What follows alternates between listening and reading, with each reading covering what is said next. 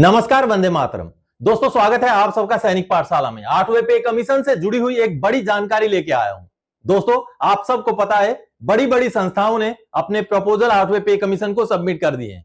इसमें चाहे NCJCM हो, चाहे भारतीय प्रतिरक्षा मजदूर संघ हो, ऐसे बहुत सारी संस्थाएं हैं जिन्होंने जस्टिफाइड तरीके से अपनी मांग, अपना प्रपोजल 8वें पे कमीशन को सबमिट कर दिया, जिनके साथ आगे उनकी मीटिंग्स भी होंगी। अब ये जो संस्थाएं हैं, ये सिविल के कर्मचारियों और पेंशनर्स को रिप्रेजेंट करने वाली संस्थाएं हैं। तो ऐसे में जो ऐसे मुद्दे हैं जो कि केवल डिफेंस के पेंशनर या डिफेंस के एम्प्लॉइज से जुड़े हुए हैं, उन मुद्दों को पे कमीशन के सामने कौन रखेगा? तो इसी को लेकर के बड़ी खबर सामने आई है दोस्तों, हमारे जो फेडरेशन है, हमारे जो एसोसिएशंस हैं, उन्होंने भी अब कमर कस ली है। जी हां दोस्तों, इसके बारे में आगे जानकारी दूंगा कि खास करके जो रक्षा के कर्मचारी या रक्षा के पेंशनर्स हैं, उनके फैमिली पेंशनर्स हैं, उनको लेकर के बड़े प्रपोजल सबमिट कर दिए गए हैं, जिनमें इक्वल MSP से लेकर के डिसेबिलिटी पेंशन की विसंगति से लेकर के वन रैंक वन पेंशन की विसंगति से लेकर के रिजर्विस्ट पेंशनर्स के मुद्दे को लेकर के फिटमेंट फैक्टर के से लेकर के कई सारे और बहुत सारी मुद्दों को बारीकी तरीके से जस्टिफाई करते हुए पे कमीशन के सामने रखा गया है। ना सिर्फ पे कमीशन के सामने रखा गया है, बल्कि अब पे कमीशन के साथ हमारी संस्थाओं की मुलाकात भी होने जा रही है। 24 अप्रैल 2026 को देहरादून में हमारी दो बड़ी संस्थाएं इसमें मुलाकात कर रही हैं पे कमीशन के साथ, जिसमें voice of ex serviceman society के जो वीर बहादुर सिंह जी हैं, वो अपने टीम के साथ मुलाकात करने जा रहे हैं। साथ ही साथ दोस्तों, फेडरेशन ऑफ वेटरन एसोसिएशन की तरफ से कैप्टन लोकेंद्र तालन साहब हैं और उनके साथ उनकी टीम है। तो ये दो बड़ी संस्थाएं हैं, वो मुलाकात कर रही हैं पे कमीशन के साथ 24 अप्रैल को।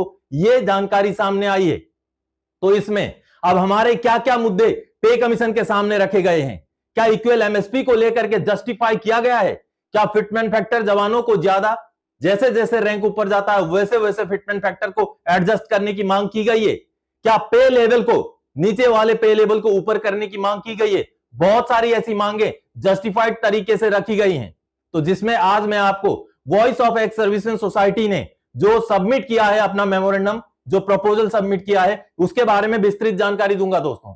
Voice of ex serviceman society वही संस्था है जिन्होंने माननीय हाई कोर्ट में, माननीय सुप्रीम कोर्ट में इक्वल MSP को लेकर के केस लड़ा था। तो उनका बिल्कुल ये जायज हक बनता है, जायज उनका कर्तव्य भी बनता है कि पे कमीशन के सामने भी हमारा इक्वल MSP का मुद्दा हो, चाहे इस तरीके से जुड़े हुए मुद्दे वो सामने रखें। तो बड़ी खबर है, 24 अप्रैल को ये दोनों संस्थाएं पे कमीशन के साथ डिस्कस करेंगी दोस्तों। तो चलिए आगे मैं समझाऊंगा कि मुद्दे क्या क्या रहने वाले हैं।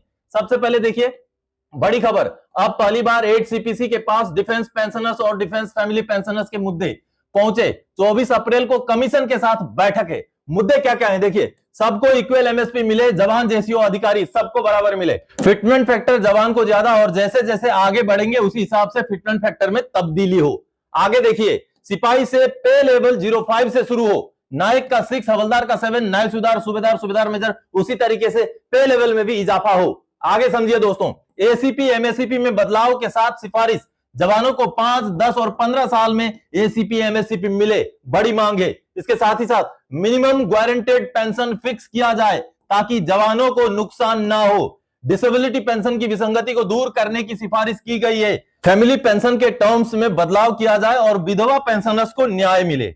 आगे दोस्तों, reservist pension, OROP, job guarantee, ऐसे और भी बहुत सारे मुद्दों के साथ मेमोरेंडम प्रपोजल 8वें पे कमीशन के पास पहुंचा दिया गया है, जिसके ऊपर अब 24 अप्रैल को 8वें पे कमीशन के साथ बैठक होगी और विचार विमर्श होगा दोस्तों। तो ऐसे में सबसे पहले तो मेरी गुजारिश है दोनों हमारी संस्थाओं से, वॉइस से भी और FVA से भी, कि वो आपस में कॉन्सेंसस कर लें।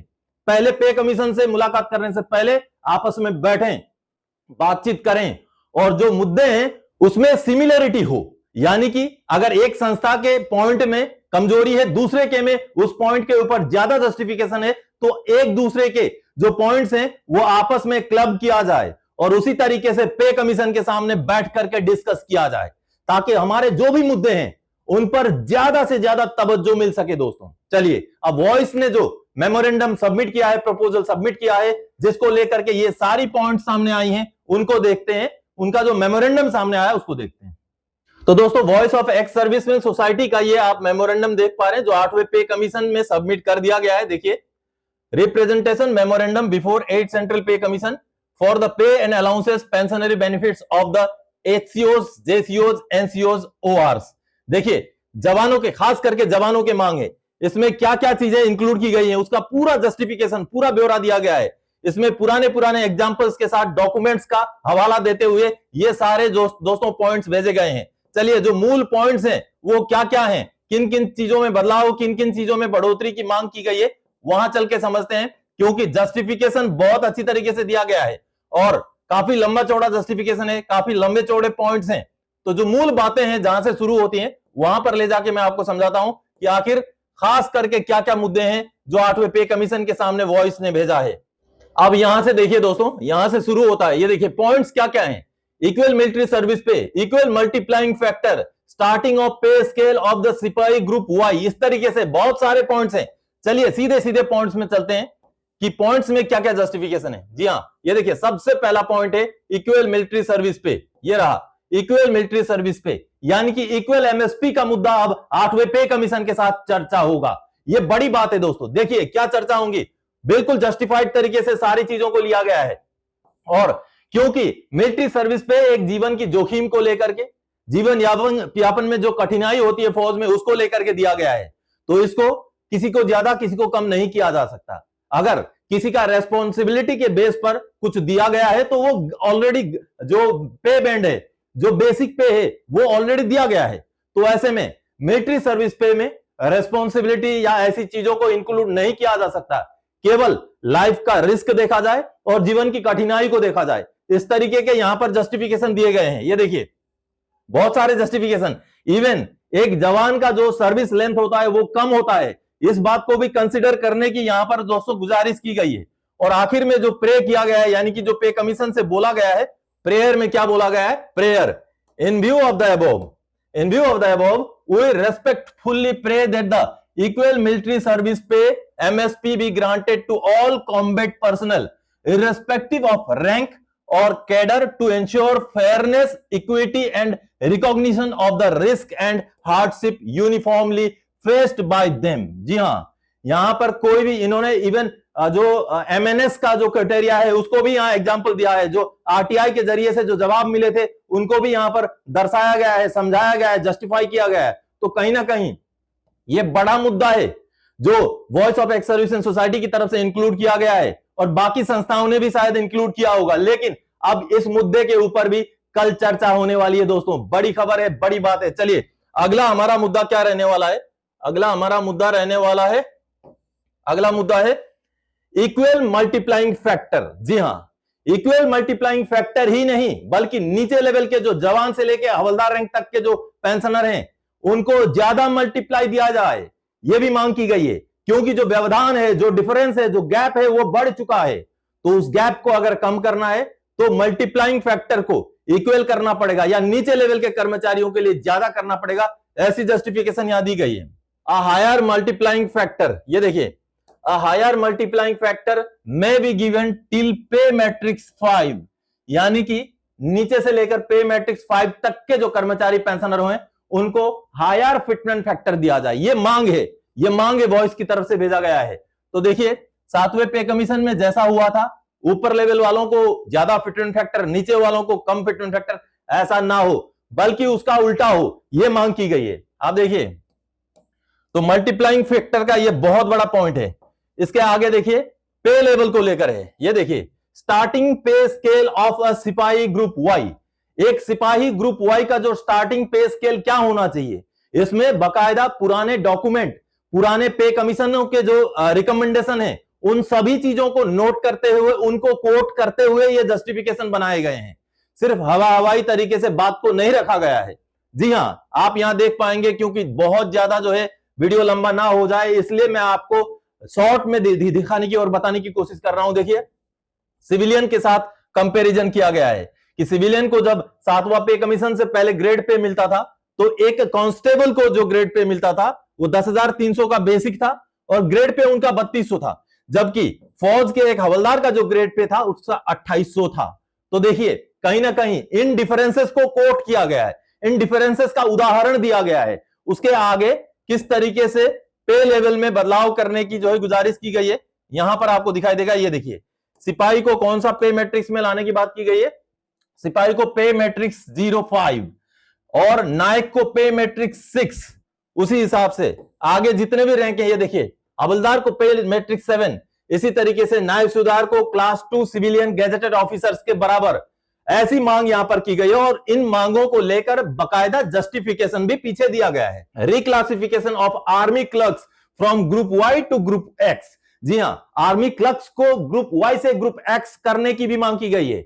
यह मुद्दा 7वें पे कमीशन में भी था, 6ठे में भी था, लेकिन कंसिडर नहीं हुआ था। अब की बार भी ये दोस्तों मुद्दा यहां पर डाला गया है, बकायदा इसके जस्टिफिकेशन दिए गए हैं। और जस्टिफिकेशन दे करके देखिए, जो बीएसएफ का क्लर्क होता है, हेड कांस्टेबल लेवल का जो होता है, उसके साथ फौज का जो आर्मी का क्लर्क होता है, उसका यहां पर कंपैरिजन किया गया है। किस तरीके से बेसिक पे की बात करें तो 25,500 होता है बीएसएफ का क्लर्क का, वहीं फौज का क्लर्क 21,700 में भर्ती होता है। तो इस तरीके से जस्टिफिकेशन यहां दिए गए हैं और क्लर्क्स को भी एक्स ग्रुप में लाने की यह मांग की गई है, जस्टिफिकेशन भी दिया गया है। तो आप देखिए, यहां पर केवल वाई ग्रुप की बात नहीं हो रही है। देखिए, एक्स ग्रुप के बारे में भी बताया गया है कि जो सिपाही एक्स ग्रुप होते हैं उनका स्टार्टिंग पे किस तरीके से होना चाहिए, उसका भी यहां पर जस्टिफिकेशन दिया गया है। देखिए, 3rd CPC to 5th CPC का जो है टेक्निकल ट्रेड्समैन इन आर्म फोर्सेस, उनका भी हवाला देते हुए ये यहां पर मांग भेजा गया है कि एक्स ग्रुप में जो भर्ती होते हैं वो सिपाही का एंट्री जो पे है उसको भी बढ़ोतरी करना चाहिए, जिससे विसंगतियां दूर होंगी। डाउनग्रेडेशन ऑफ ऑनरेरी कमीशन ऑफिसर। जी हां, ऑनरेरी कमीशन ऑफिसर का कहीं ना कहीं डाउनग्रेडेशन हुआ है, यह जस्टिफाई किया गया है और उनको अलग से फायदा देने की भी यहां पर मांग की गई है, जिसमें position under the 4th central pay commission, 4थे पे कमीशन के टाइम का कंपैरिजन किया गया है कि उस समय में ऑनरेरी कमीशन अधिकारियों का क्या ओहदा होता था, क्या फायदा होता था और अब क्या हुआ है, वो कहीं ना कहीं डाउनग्रेड हुआ है। उसी बात को यहां जस्टिफाई किया है। कैरियर प्रोग्रेशन स्कीम, अब देखिए एसीपी या एमएससीपी को लेकर भी मांग है और एसीपी और एमएससीपी की मांग सबसे ज्यादा जस्टिफाइड इस तरीके से दिया गया है क्योंकि फौज का जो जवान होता है उसकी सर्विस बहुत कम होती है। अगर सिविल में किसी को एमएससीपी या एसीपी दिया जाए तो उसकी सर्विस 60 साल तक होती है, तो वो सर्विस करते करते एक ना एक दिन एसीपी या एमएससीपी का फायदा उनको मिल ही जाएगा। लेकिन चूंकि फौज का जवान हो, नायक हो, हवलदार हो, कम उम्र में कम सर्विस में रिटायर होते हैं, तो ऐसे में फौज के जवान और जो एनसीओज हैं उनके लिए एमएससीपी का क्राइटेरिया अलग से बनाया जाए। आज के डेट में पहले 10, 20, 30 साल में हुआ करता था, फिर एमएससीपी में 8, 16, 24 हो गया। अब देखिए, अब इसको क्या मांग किया गया है, अब इसको मांग किया गया है दोस्तों, तो देखिए यहां पर जो जस्टिफिकेशन है, अर्ली रिटायरमेंट है, लैक ऑफ एश्योर्ड प्रमोशन है, स्ट्रक्चरल सर्विस लिमिटेशंस हैं। तो इन बातों को मद्देनजर रखते हुए 8वें पे कमीशन में जो एसीपी या एमएससीपी है, फौजियों को किस तरीके से लागू करने की यहां पर मांग की गई है, आप यहां देख पा रहे हैं। Grant of financial upgradation shorter intervals, that is 5, 10 and 15 years. देखिए, और इसके अलावा अगर ये नहीं तो ensuring 3 assured financial upgradation with in actual service span, या तो फिर अगला पॉइंट है personnel who retired before completing 24 years of service be granted notional MSCP benefits at the time of discharge, यानी कि जिनकी भी सर्विस 24 साल से पहले ही वो रिटायर हो जाएं, उनको नोशनली एमएससीपी दे दिया जाए।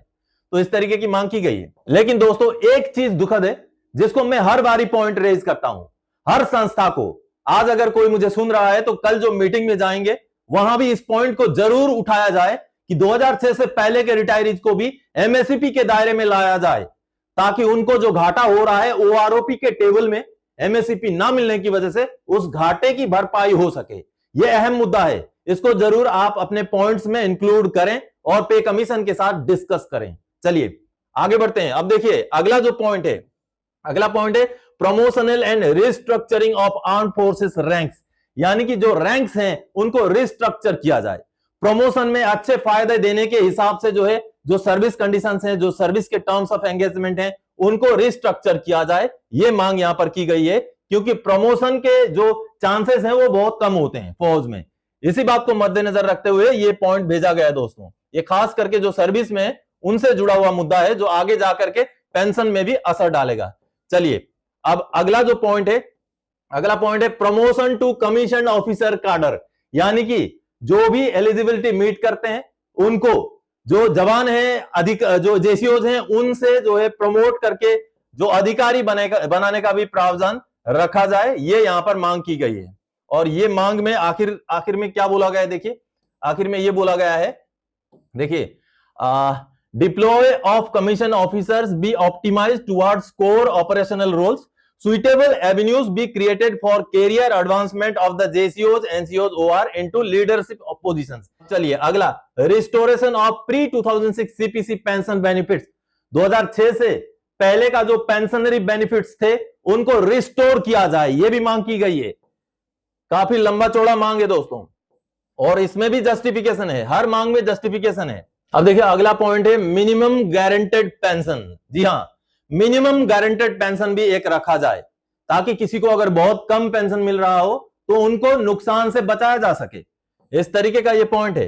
ये देखिए इशू को पूरा जस्टिफाई तरीके से लिखा गया है, और उसके आगे आखिर में जो प्रेयर जो किया गया है, a minimum guaranteed pension framework भी introduced for each rank of जेसीओज, एनसीओज, ओआर।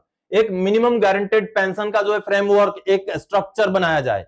आगे कहा गया है pension should not fall below benchmark derived from earlier accepted principles, यानी कि उस लिमिट से, जो मिनिमम गारंटेड पेंशन है उस लिमिट से नीचे किसी का भी पेंशन ना हो, ऐसी भी मांग की गई है। और आगे necessary safeguards be built into future pay commission recommendations to prevent recurrence of such anomalies, यानी कि जो कम से कम पेंशन जिनका हो जाता है उनको, उनके बचाव के लिए दोस्तों मिनिमम गारंटेड पेंशन को पे कमीशन में आगे प्रावधान के तौर पे रखा जाए। चलिए अगला पॉइंट है डिसेबिलिटी पेंशन। डिसेबिलिटी पेंशन में किस तरीके से विसंगति है, मान लीजिए कोई डिसेबल्ड सोल्जर है, जेसीओज हैं, अधिकारी हैं, तो उनको अलग अलग लेवल का, अलग अलग अमाउंट का डिसेबिलिटी पेंशन या डिसेबिलिटी एलिमेंट मिलता है, जो कि नहीं होना चाहिए, ऐसा जस्टिफिकेशन यहां दिया गया है। अगर डिसेबिलिटी है तो सबका डिसेबिलिटी इक्वल है, तो उसमें कंपेंसेशन भी इक्वल होना चाहिए, इस तरीके की मांग यहां पर की गई है, जस्टिफिकेशन दिया गया है दोस्तों। तो ये भी एक अहम मांग है आने वाले समय में 8वें पे कमीशन के साथ जो डिस्कस होने वाला है। तो आगे अगला पॉइंट है enhance rate of family pension. अब देखिए enhance rate of family pension का जो पॉइंट है, देखिए फौज का जो रिटायरमेंट होता है, कोई 35 साल में भी रिटायर हो जाता है, कोई 40, ज्यादा से ज्यादा 45 साल के आसपास तो रिटायर हो ही जाते हैं।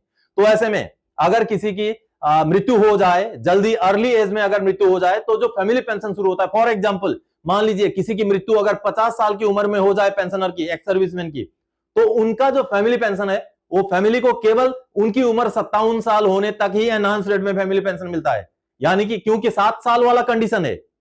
लेकिन सिविलियंस क्योंकि 60 साल पूरा होने के बाद रिटायर होते हैं, उनके में ऐसा नुकसान नहीं होता है, क्योंकि 67 साल भी उसी उम्र में पूरा होगा और 60 साल के बाद रिटायरमेंट का जो एज है वो भी उसी पीरियड में पूरा होगा। तो ऐसे में खास करके जो फौज के जो विधवा पेंशनर्स हैं उनको कंपेंसेट करने के लिए जो 7 साल वाला कंडीशन है उसको हटा दिया जाए एनहांस रेट के फैमिली पेंशन से, ये यहां पर जस्टिफिकेशन दिया गया है दोस्तों। ये देखिए पॉइंट भेजा गया। अगला देखिए pension of reservist. Reservist pensioner को जो ओआरओपी लागू नहीं किया गया है उसका भी मुद्दा यहां शामिल है। देखिए excluded from the benefits of one rank one pension, ये भी यहां इंक्लूड किया गया। हालांकि प्रीमेच्योर रिटायरीज का भी मुद्दा इंक्लूड होना जरूरी है। प्रीमेच्योर रिटायरीज का भी मुद्दा जब डिस्कस हो तो पे कमीशन के साथ डिस्कस किया जाए। अब देखिए अब अगला पॉइंट है वन रैंक वन पेंशन की विसंगतियों को भी पॉइंट के तौर पर 8वें पे कमीशन के सामने रखा गया है दोस्तों। अब विसंगतियां बहुत हैं, इसको लेकर के हम जितना डिस्कस करें उतना लंबा ये मैटर हो जाएगा। तो कहीं ना कहीं आप ये जान के रखिए कि ओआरओपी की विसंगतियों को भी 8वें पे कमीशन के सामने रखा गया है, ये भी एक बड़ा पॉइंट है। तो अब अगला पॉइंट है job guarantee to next of kin NOK of personnel died during active service, यानी कि कोई सर्विस के दौरान सर्विस करते करते किसी की मृत्यु हो जाए तो उनके नेक्स्ट ऑफ किन को, उनके घर वाले को जो है जॉब गारंटी हो, उनको नौकरी दिया ही दिया जाए, ऐसा पॉइंट भी यहां रखा गया है। तो कुल मिलाकर के बहुत सारे पॉइंट्स हैं दोस्तों, इनको अगर मैं डिटेल्स में बताऊं तो और ज्यादा लंबा ये वीडियो हो जाएगा। तो खास करके कुल मिलाकर के यही पॉइंट थे। कहीं ना कहीं voice of x services society की तरफ से ये जो है प्रपोजल भेजा गया है, उसी तरीके से एफबीए ने भी अपना प्रपोजल भेजा है और एफबीए और वॉइस की तरफ से कल 24 अप्रैल को देहरादून में पे कमीशन के साथ मुलाकात होगी। तो हम आशा करते हैं कि हर पॉइंट को जस्टिफाइड तरीके से, इफेक्टिव तरीके से, कोऑर्डिनेशन के साथ, कोऑपरेशन के साथ पे कमीशन के पास रखा जाएगा। तो दोस्तों आज के इस वीडियो में इन्हीं जानकारियों के साथ आया था। आने वाले समय में और कोई जानकारी आपसे सरोकार रखने वाला विषय लेकर मैं फिर से हाजिर हो जाऊंगा। तब तक के लिए जय हिंद दोस्तों।